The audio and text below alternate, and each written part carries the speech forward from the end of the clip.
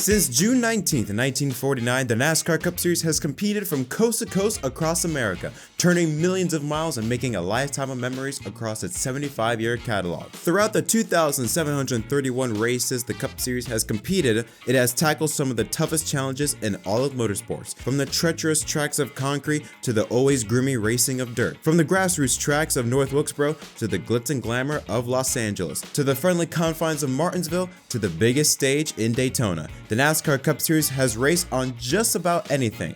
But on July 2nd, 2023, the 2,732nd race in the series history will tackle on its newest and probably its most unpredictable track. Known for its festivals, deep dish pizza, and for sports fans, the place that MJ made famous, this year will be the host of NASCAR's first ever street race for the Cup Series. In the heart of the Windy City, welcome to downtown Chicago, the host of the inaugural NASCAR Chicago Street Race. And welcome everyone to this special video as we get you ready for everything you need to know for this historical race weekend as NASCAR races for the first time ever in downtown Chicago, starting off on July 1st with the NASCAR Xfinity Series and ending off with the Grant Park 220 for the NASCAR Cup Series. And a huge thank you to the people at NASCAR and the promoters of the Chicago Street Race for sponsoring this video. Now, when NASCAR first made this announcement last July, the first thing that came to everyone's mind was, why? Why would NASCAR race on a street race, and why Chicago of all places? Now here's the funny thing about this. NASCAR competing on a street race is nothing new.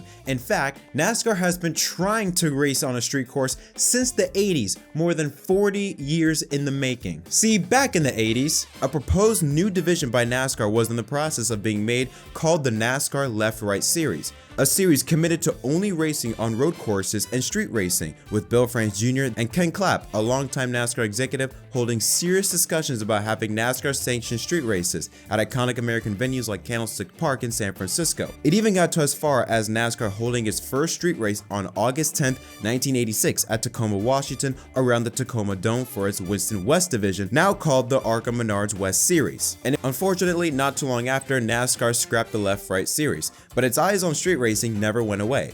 2 decades later, NASCAR's Southwest Division would hold 3 annual races from 1998 to 2000 in Los Angeles at Exposition Park, which interestingly enough is right near the Los Angeles Memorial Coliseum. Fast forward to 2023 with this new era of NASCAR taking center stage, ushering in a new era for stock car racing, and it only made sense for NASCAR to tackle on a new era, this time for its most popular division. So we got that out of the way, but the next question comes, why Chicago? Now, what inspired NASCAR to race in the Windy City? Well, to find that out, you have to do a little bit of history. In fact, more than 100 years of history, all the way back to 1895, a time when people still commonly use horse and buggies for transportation and when indoor plumbing was considered new. But anyways, back on July 10th, 1895, the first automobile race was held in Chicago called the Chicago Times-Herald Race, with prizes totaling $5,000, which is $175,000 in 2022. The promotion was an attempt to foster growth of the young auto industry in the United States and to boost newspaper sales. The first automobiles in the nation were produced only 2 years earlier, and they were so new at the time that the paper's editors could not easily agree upon a name for them. The race circuit was 54 miles long, and it would travel from Chicago to Evanston and back. The finish line was near what is now the Chicago Museum of Science and Industry, and part of the track including South Avenue, which is part of the current track layout for the Cup Series today. And a huge shout out to Reddit user Lost Speedways for pointing this out. There was initially interest from over 100 competitors, but due to inclement weather, only 8 showed up on race day, and 2 of them broke down on their way to the track, leaving 6 starters. 4 more were out of the race early, making it essentially a 2-race battle for the finish. Also, if you're NASCAR and you think about holding the very first street race, having it at the 3rd most populous city in America is not a bad option. Plus, with NASCAR teaming up with iRacing holding a virtual race on the same streets as Chicago, it laid the groundwork for this what was originally perceived as fantasy will now end up becoming reality on July 2nd. Now, the Chicago race weekend will be unlike any other NASCAR race we have ever seen.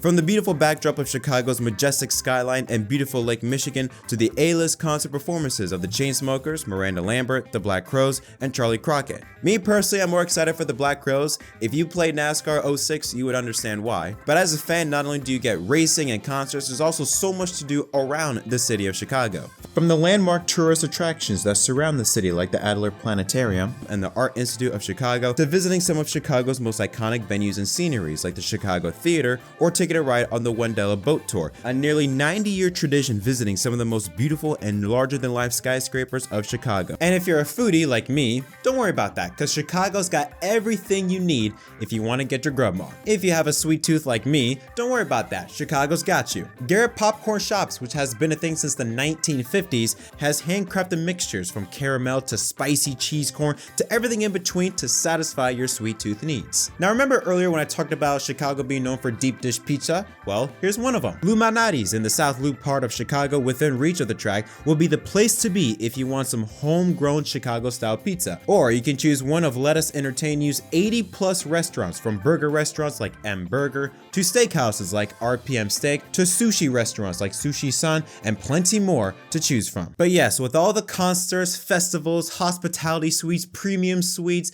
and foods that surround the city of Chicago, the main attraction is of course the race itself. And let me tell you, this racetrack is probably going to be the toughest track that anyone in the NASCAR Cup Series will face all season long. It's a track so new, so unpredictable that you have to watch it because you have no idea what can happen. Let's take a look at this 2.2 mile 12 turn track. At the start and finish line, drivers can get as high as 140 miles per hour as they brake hard into a quick 90-degree left-hander at the corner of Columbus and Balbo, setting up for turn 2 on Lakeshore Drive. This part of the track on DuSable Lakeshore Drive will see drivers get on the throttle as hard as they can. That will feature a gorgeous sunset view of Lake Michigan as the drivers go by the museum campus on Lakeshore Drive and fly by turn 3, leading to another hard brake right-hander in turn 4 and a quick short shoot in turn 5 down Roosevelt. This setting up another long straight on Columbus Drive, with drivers going to be very aggressive at this part of the track, while the fans enjoy a plethora of entertainment throughout the weekend, from concerts or enjoy some of the hospitality areas like the Busch Beer Hall, among many ways fans can enjoy the race weekend in Chicago. Then a very sketchy part of the track, a left-hander onto East Balboa Drive, and then a slight uphill before another right-hander in turn 7, which sets up a very critical long left-hander on East Congress Plaza Drive. This will see drivers feather the throttle for as hard as they can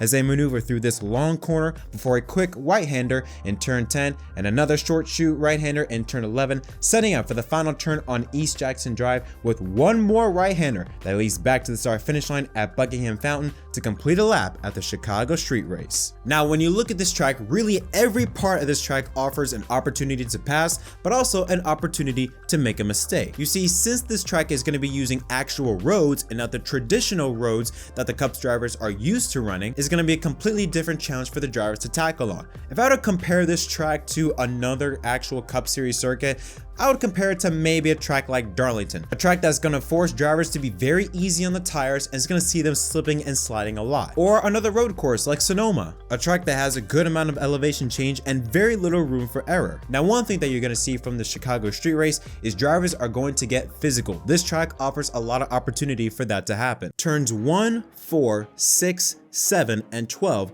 are all great opportunities for drivers to get their elbows out and use that bumper to move drivers out of the way, especially straightaways like DuSable Lakeshore Drive and South Columbus Drive that have a ton of room to create a lot of side-by-side battles, and of course at the start-finish line.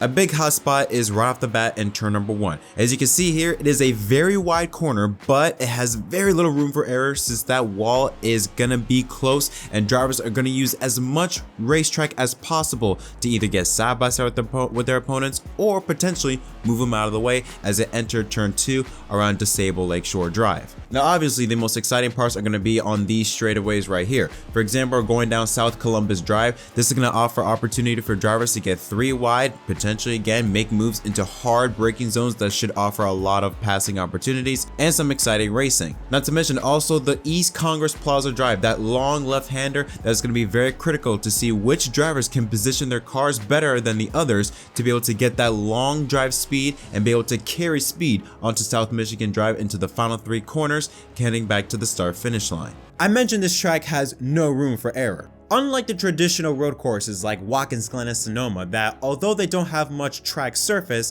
they do have a lot of runoff area like grass or gravel. Chicago, on the other hand, has 0 runoff areas, so if you make a mistake, make sure it's not a big one or else you're going in the wall. And there are 4 corners where that could happen for drivers that could make a mistake. Turns 1, 4, 5, and 6, with drivers potentially trying to outbrake their opponent, may go over the edge and end their day in the tire barriers. Of course, one of the most important parts of holding a NASCAR race are the eyes in the skies, the spotters. Now, if you want to know where the spotters will be located to help their drivers avoid through all the chaos in this race, don't worry about that. Spotters will be located at 3 different parts of the track. First area is of course at the start-finish line at the Paddock Club, as they look on as the drivers enter turns 1 and 2. The second area is in turn 4, just before the apex of the corner, where spotters will be standing on top of the big red bus, as they will help navigate the drivers into the first short shoe part of the track. Finally, the third part is pretty unique. It's actually not on the track surface at all. In fact, it's on a very tall, very popular historical building. All the way down just past turn 11 on top of the famous Chicago Symphony Orchestra is where spotters will be located as the drivers make their final way back to the start-finish line on Buckingham Fountain. Now, even though this is the very first racetrack, the very first racetrack type of its kind for the NASCAR Cup Series, there are still going to be drivers you need to watch out for. The first one that comes to mind is the most popular driver in the sport, Chase Elliott. The current king of the road courses since 2020, he has had an average finish of 6.5 in 16 races with 4 wins, including 7 in his entire Cup Series career, 11 top 5s, 12 top 10s, and has led 291 laps since that year. By the way, he leads all stats in those categories. But you have to also look at his teammate and the 2021 Cup Series champion Kyle Larson, who also has started to emerge as a contender on road courses, also has 4 wins to his belt since his return to NASCAR in 2021. However, another road course ringer many should have their eyes on is the guy that won the first road course race of 2023, Tyler Reddick of 23XI Racing. He has the 5th best average finish out of anyone on road courses with a 13.4, plus 3 of his 4 wins came on a road course, Road America, Indianapolis, and this year at COTA. And finally, it'd be wrong to not include the last driver to win on a road course a couple of weeks ago in Martin Truex Jr. He is one of the best drivers currently at Sonoma, and also has a pretty good record at Watkins Glen, making him for sure another contender here at the Chicago Street Race. But however, there are some dark horses we need to look out for, like Chris Buescher, who has a pretty impressive record on road courses, as well as Chase Briscoe, Austin Cindric, and AJ Allmendinger, as well as Michael McDowell, drivers that you would expect to run well at these types of circuits. However, they also join a list of drivers like Bubba Wallace, Daniel Suarez, and Ty Gibbs as drivers trying to fight their way into the final few playoff spots as we make the run down to Daytona for the chase to the playoffs. But not only are we going to see the drivers that we see week in and week out for the NASCAR Cup Series, we also got some international and legendary blood in the field. Coming from across the pond in the United Kingdom, the 2009 Formula 1 World Champion of Jenson Button will return to NASCAR and compete for Rick Ware Racing in the number 15 Mobil 1 Ford. From down under, Shane Van Gisbergen, who has been a star in VA Supercars,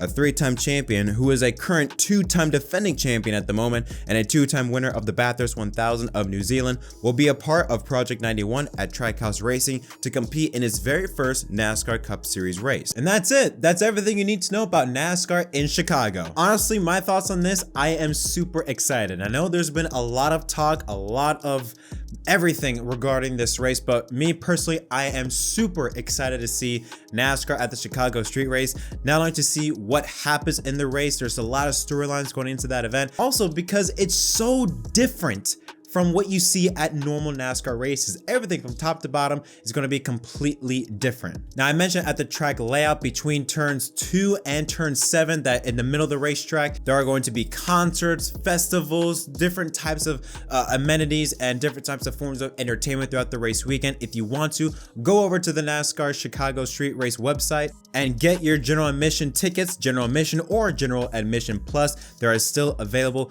I highly encourage y'all to go out to the racetrack because I know for sure it is going to be one hell of a weekend. And it's going to be a weekend I know for sure that none of us will ever forget. But that's it for me. Thank y'all so much for watching. Don't forget to leave a like and subscribe for more content. Thank you once again to the people at NASCAR and the Chicago Street Race for sponsoring this video. I'm excited. Hopefully y'all are excited too. Until next time, my name is Jett from MDK. Thanks for watching.